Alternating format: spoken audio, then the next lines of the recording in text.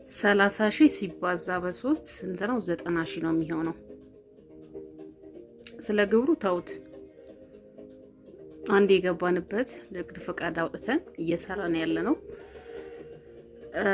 ስሜቱን ታውቁታላችሁ ያለውን ሁኔታ እና ምንላችሁ ፈልጌ ነው። አሁን ላይ የብር እጥረት ያለባችሁ ከተለያየ ባንክ በብድር ማለት ነው። ብድር ስላችሁ ይሄ በወር የሚመለስ ነው። ለምሳሌ አሁን ወጋገን አለ። ወጋገን እፎይታ የሚባል አፕሊኬሽን አለው። እውነትም እፎይታ ነው በቃ ማለት ስሙ ራሱ በቃ ከስሙ መረዳት ትችላላችሁ። እፎይታ ነው። 30,000 ይሰጣችኋል። መጀመሪያ ፕሮሰስ ጀምሮ 15,000 ይሰጣችኋል። ከዛ በ15 ቀኑ ደግሞ 30,000 ይሰጣችኋል ማለት ነው። 30,000 ሲሰጣችሁ በወር ነው የምትመልሱት። በወር ስትመልሱ ግን ከሌላችሁ ኢንተረስቷን 1,000 ብሯን ኢንተረስቷን ብቻ ከፍላችሁ እዛው ይሰራላችኋል። በቃ ያውቃሉ ስለሚያውቁ እነሱ ማለት ነው። እዛው ባንክ ሄዳችሁ ይሰራላችኋል። 30,000 ብሩ ካላችሁ ደግሞ እዛው ስልካችሁ ላይ ነው በአፕሊኬሽኑ በሲስተሙ ከፍላችሁ ድጋሚ ያንን 30,000 ብር ትወስዳላችሁ ማለት ነው።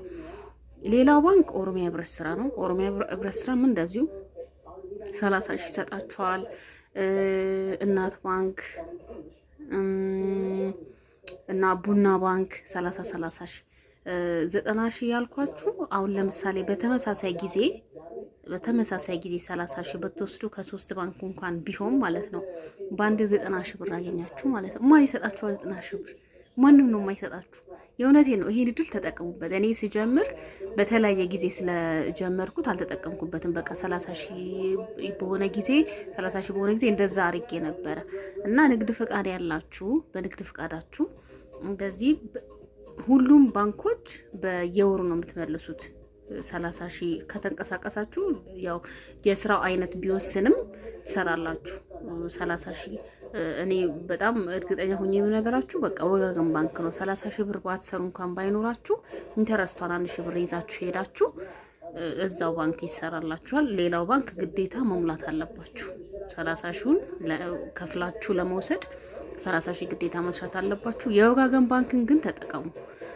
የስራ አክቲቪታችሁ በጣም የሚንቀሳቀስ የስራ አይነት ከሆነ ደግሞ አያስፈራም።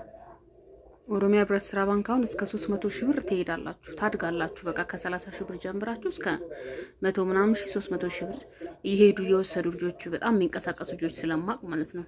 እና በዚህ ተጠቀሙ ልላችሁ ፈልጌ ነው። እግዚአብሔር ይርዳችሁ።